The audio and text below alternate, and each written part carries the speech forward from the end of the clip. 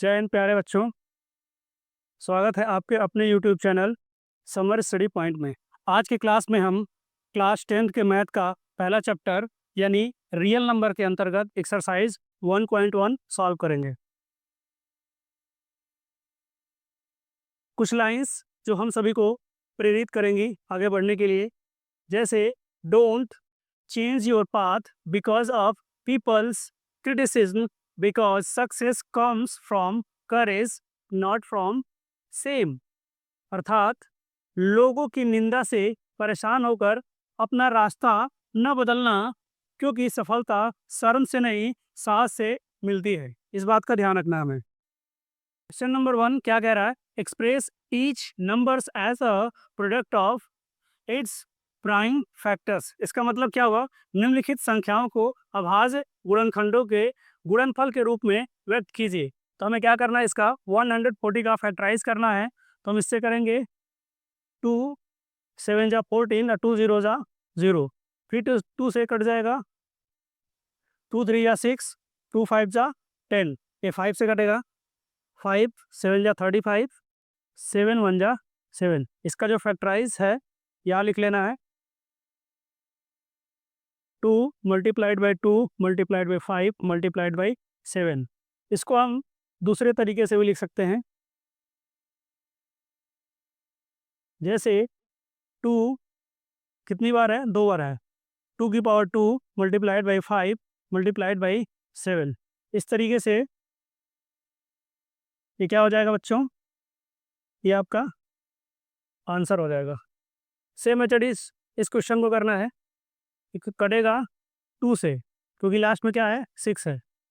2 7 जा 14 और 2 8 जा 16, फिर 2 से कटेगा, 2 3 जा 6, 2 9 जा 18, फिर इसके बाद में ये 3 से कटेगा, 3 1 जा 3, 3 3 जा 9, फिर ये 13 खुद से कटेगा क्योंकि ये प्राइम नंबर है, 13 1 जा 13।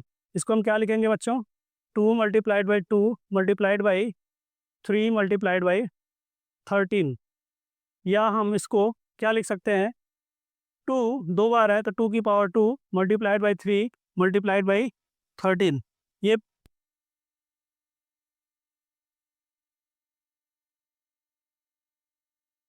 बच्चों हो जाएगा आपका आंसर। अब आता है क्वेश्चन नंबर पहला का तीसरा। क्वेश्चन क्या है? 3825। समय बचाने के लिए इसका कैलकुलेशन पहले कर दिया गया बच्चों।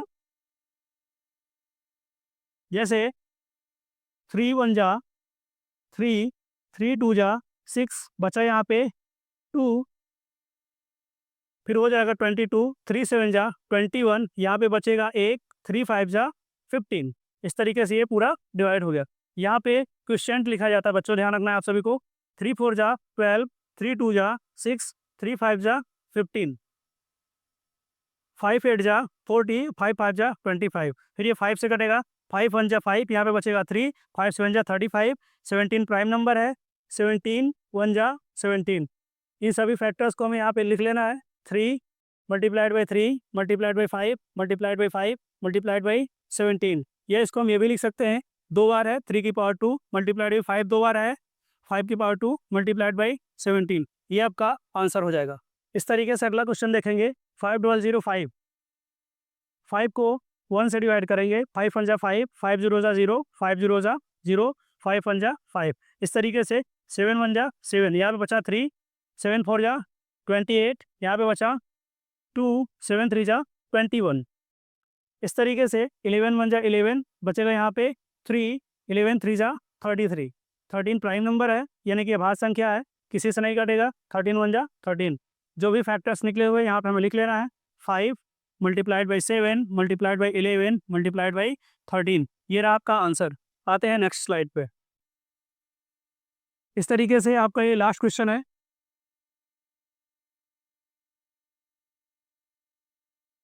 आते हैं क्वेश्चन नंबर 2 पे। क्या करा question? Find the LCM and HCF of the following pairs of integers and verify that LCM into HCF is equal to product of the two numbers. इसका मतलब पूर्णांकों की निम्नलिखित युग्मों के एचसीएफ और एलसीएम ज्ञात कीजिए तथा इसकी जांच कीजिए कि दो संख्याओं का गुणनफल एचसीएफ मल्टीप्लाइड बाई एलसीएम है।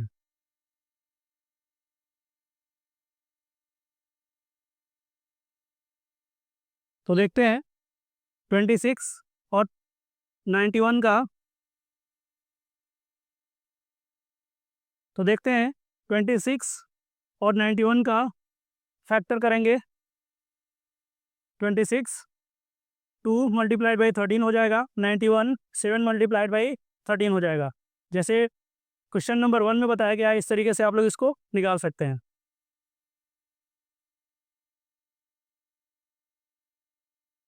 अब इसमें ध्यान देने वाली बात यह है बच्चों, एक बहुत ही इजी तरीका, एचसीएफ का मतलब क्या होता है, हाईएस्ट कॉमन फैक्टर।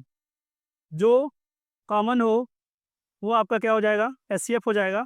तो 13 आपका क्या हो जाएगा, एचसीएफ हो जाएगा। जो कॉमन रहे उसको एक बार लिखते हैं,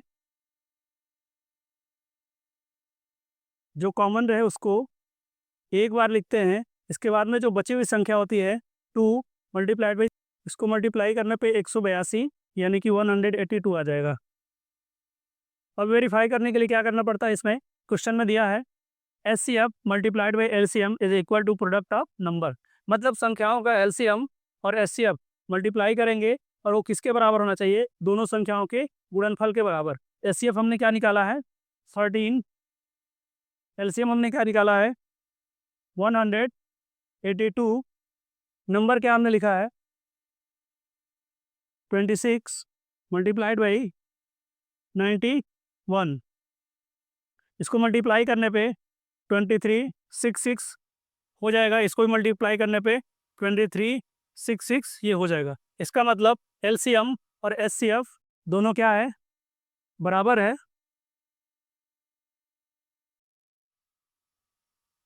जब दोनों तरफ बराबर होता है तो हम यहाँ पे लिखते हैं LHS is equal to RHS। इसका मतलब लेफ्ट हैंड साइड, मतलब लेफ्ट हैंड का बराबर है राइट हैंड साइड के बराबर। ये आप लिख सकते हैं यहाँ पे वेरीफाइड।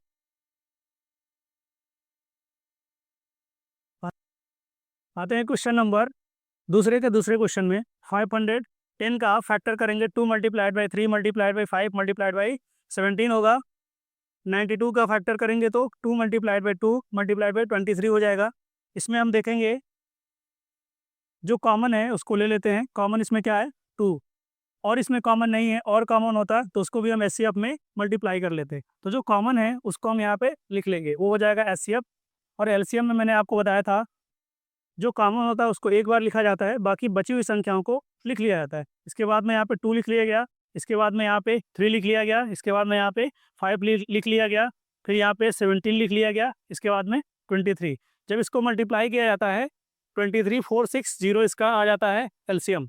वेरीफाई करने के लिए जैसा कि पहले क्वेश्चन में बताया गया है, HCF into LCM is equal to product of number. LCM आपका कितना है 23460, एचसीएफ आपका कितना है 2। इसको मल्टीप्लाई करने पे ये संख्या दोनों साइड में आपकी बराबर आ जाती हैं। बराबर आ जाता है तो उसको क्या लिखते हैं LHS is equal to RHS। इस तरीके से ये वेरीफाइड हो जाता है। सेम एज इट इज ये भी क्वेश्चन है, आप लोग इसको स्क्रीनशॉट ले सकते हैं। अब आते हैं क्वेश्चन नंबर 3 पे। इसमें क्या लिखा है, find the LCM and HCF of the following integer by applying the prime factorisation method. Prime factorisation method से यानी कि इसको सॉल्व करना है। जैसे 12 का प्राइम फैक्टर क्या हो जाएगा, अभाज्य गुणनखंड क्या हो जाएगा 2 मल्टीप्लाइड बाई 2 मल्टीप्लाइड बाई 3, 2 2 जा 4 3 जा 12। इसी तरीके से 15 का क्या हो जाएगा 3 मल्टीप्लाइड बाई 5, 21 का क्या हो जाएगा 3 7 जा 21। इसका एचसीएफ अगर ध्यान दिया जाए तो क्या हो जाएगा, इसमें कॉमन देखेंगे तो कॉमन हमें केवल 3 संख्या मिल रहा है, तो इसलिए इसका एचसीएफ क्या हो जाएगा प्यारे बच्चों 3 हो जाएगा। और मैंने बताया था जो कॉमन होता है उसको एक बार लिखा जाता है, जो संख्याएं बची हुई हैं उसको पूरा उतार लिया जाता है। यहाँ पे दो बार हमने उतार लिया है। इसके बाद में यहाँ पे ये हो जाता है 5 और ये हो जाता है आपका 7। जब इसको आपस में मल्टीप्लाई किया जाता है 420 आता है। आते हैं नेक्स्ट क्वेश्चन पे।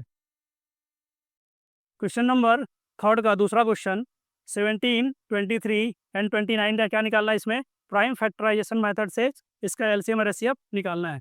ध्यान देने वाली बात इसमें यह है कि सभी नंबर्स इसमें क्या है? प्राइम नंबर है। सभी नंबर इसमें क्या है? प्राइम नंबर है। 17 से कटेगा और 1 से कटेगा, इसमें कॉमन नंबर क्या आ रहा है? 1। तो इसलिए प्यारे बच्चों यहाँ पे 1 क्या हो जाएगा? एचसीएफ हो जाएगा। जो बची हुई संख्याएं हैं उसको हम क्या लिख लेंगे? एलसीएम में लिख लेंगे। जैसे 17 हो गया, 23 हो गया, 29 हो गया। चाहे तो इसमें 1 से भी मल्टीप्लाई कर सकते हैं। इसको मल्टीप्लाई करने पे कितना आ जाएगा? 11,339। आते हैं नेक्स्ट क्वेश्चन पे। क्वेश्चन नंबर थर्ड का थर्ड देखेंगे। 8, 9, 25। 8 का अगर प्राइम फैक्टर करेंगे 2 मल्टीप्लाइड बाई 2 मल्टीप्लाइड बाई 2 हो जाता है। 9 का 3 मल्टीप्लाइड बाई 3 हो जाता है। 25 का 5 मल्टीप्लाइड बाई 5 हो जाता है। इसमें कहीं पे भी कॉमन नंबर नहीं दिख रहा है, इसलिए हम सभी में मल्टीप्लाइड बाई 1 लिख सकते हैं, क्योंकि इसके वैल्यू पे कोई फ़र्क नहीं पड़ेगा। यहाँ पे कॉमन लेने वाली संख्या केवल 1 ही है, इसलिए इसका एचसीएफ क्या हो जाएगा प्यारे बच्चों? 1 हो जाएगा। जो बची हुई संख्या हैं 3 बार 2 है, यहाँ पे 3 बार 2 लिख दिया गया। 2 बार 3 है तो 2 बार 3 लिख दिया गया। 2 बार 5 है तो 2 बार 5 लिख दिया गया। ये सभी को मल्टीप्लाई कर देने पे 1800 इसमें क्या हो जाता है प्यारे बच्चों? आपका ये आंसर आ जाता है। आते हैं नेक्स्ट क्वेश्चन की ओर। क्वेश्चन क्या कह रहा है? Fourth, given that HCF of 2 number, मतलब एचसीएफ दिया गया 2 नंबर्स का। वो नंबर क्या है? 306, 657। इसका एचसीएफ प्यारे बच्चों क्या है? ये 9 है। इसका क्या करना है? एलसीएम फाइंड करना है। जैसा कि पिछले क्वेश्चन में आपने देखा था, रिलेशन बिटवीन एचसीएफ और LCM. HCF multiplied by LCM is equal to क्या होता है? Product of number. इसमें गिवन क्या है? क्या दिया गया है? इसमें नंबर दिया गया है। 2 नंबर दिए गए हैं यहाँ पे, एक नंबर ये है, एक नंबर ये है। इसका एचसीएफ भी यहाँ पे दिया गया है। वी नो दैट, हम जानते हैं कि LCM into HCF is equal to क्या होता है प्यारे बच्चों? Product of numbers. इसमें एचसीएफ दिया गया है तो एचसीएफ हमें वैल्यू पुट कर लेना है। एलसीएम नहीं दिया गया क्योंकि इसे हमें फाइंड करना है, और दोनों नंबर का मल्टीप्लाई इसमें लिख लेना है। इसके लिए प्यारे बच्चों एक रूल जान लीजिए, आप सभी जानते भी होंगे। जैसे मल्टीप्लाई है, दूसरे साइड में जाता है इक्वल के, तो क्या हो जाता है? डिवाइड। और डिवाइड अगर किसी भी साइड में आपस में इंटरचेंज होते हैं तो ये इसका साइन चेंज हो जाता है। प्लस का माइनस हो जाता है और माइनस का प्लस हो जाता है। ये चीज़ें हमें ध्यान में रखनी होती है सॉल्व करते टाइम। तो इसलिए 9 अगर मल्टीप्लाई कर रहा है, इधर जाके क्या करेगा? डिवाइड करेगा। अब इसको हम क्या करेंगे? डिवाइड कर देंगे। कैसे डिवाइड करेंगे? 9 1 जा 9, 9 3 जा 27, बचा यहाँ पे 3, 9 6 जा, सॉरी 9 4 जा 36। इसलिए 34 मल्टीप्लाइड बाई 657 यहाँ पे लिखेंगे। इसको मल्टीप्लाई करने पे आंसर कितना आ जाएगा? 22,338। इस तरीके से ये हमारा क्या हो जाएगा? आंसर हो जाएगा।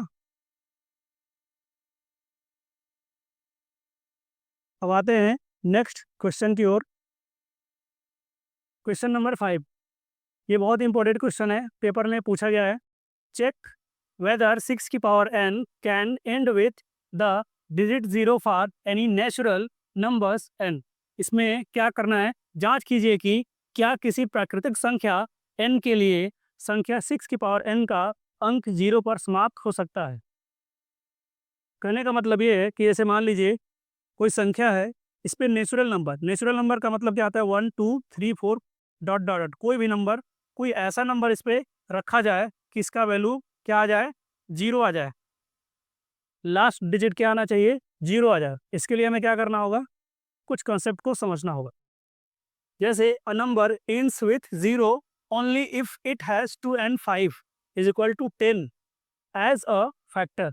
यदि किसी नंबर का इंड 0 से होना होता है प्यारे बच्चों, तो उसके बीच में क्या आना चाहिए? 2 और 5 अनिवार्य रूप से आना चाहिए। लेकिन इसमें देखा जा रहा है अगर 6 का फैक्टर करेंगे 2 मल्टीप्लाई बाई 3 होता है। 2 की पावर n हो जाएगा और 3 की पावर n। इसलिए there is no 5 in the above factor. इस फैक्टर में 5 नहीं है, इसलिए इसमें क्या हो जाएगा? नो, ये नहीं हो सकता। इसमें हम क्या लिखेंगे? So it can not and with 0। छोटा सा पॉइंट और देखेंगे इसको समझने के लिए। 6 की पावर यदि हम 1 करते हैं तो 6 ही आएगा। 6 की पावर यदि हम 2 करते हैं तो 6 मल्टीप्लाइड बाई 6, 6 6 जा 36, लास्ट में 6 ही आएगा। 6 की पावर यदि 3 होता है तो 3 बार हम क्या करना होगा, 6 से आपस में गुणा करना होगा। 6 मल्टीप्लाइड बाई 6 मल्टीप्लाइड बाई 6, इसमें आ जाएगा 216। इसमें भी लास्ट में क्या आ जाएगा प्यारे बच्चों, 6 ही आएगा। 6 की पावर 4 करेंगे, इसमें भी लास्ट में क्या आएगा, 6 आएगा। इस तरीके से हम कह सकते हैं कि 6 की पावर चाहे जो भी हम रख दें, नेचुरल नंबर होना चाहिए, वो 0 से एंड नहीं हो सकता। आते हैं क्वेश्चन नंबर 6 की ओर। इसमें यह बताना है कि जो नंबर्स दिए गए हैं, ये नंबर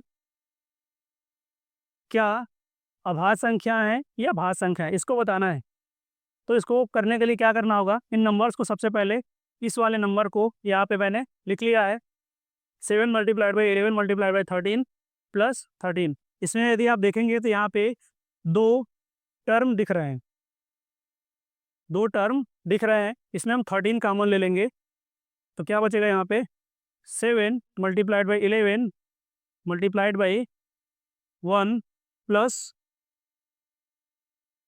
13, 1 जा 13।